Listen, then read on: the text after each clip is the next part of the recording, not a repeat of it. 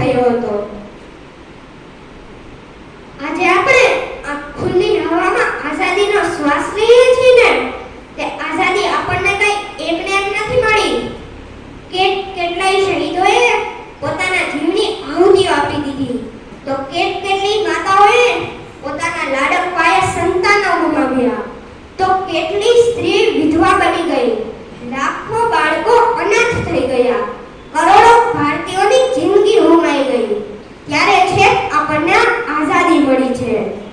તો આજના દિવસે આપણા અમર શહીદો અને વીર સપૂતોને યાદ કર્યા વગર કેમ રહેવાય? આપણને આઝાદી અપાવવા મહાત્મા ગાંધીજી, સુભાષચંદ્ર બોઝ, રાજગુરુ, સુખદેવ, લાલા લજપતરાય, રાણી લક્ષ્મીબાઈ, સરદાર વલ્લભભાઈ પટેલ જેવા કેટલાય ભારતીયોએ આપણને આઝાદી અપાવવા પોતાની આખી જિંદગી ન્યોછાવર કરી દીધી. આપણે બધા તેઓના ઋણી છીએ, જેમણે આપણને આઝાદી અપાવી છે. ભારત ભૂમિ એટલે ખમીરવંતોની ભૂમિ.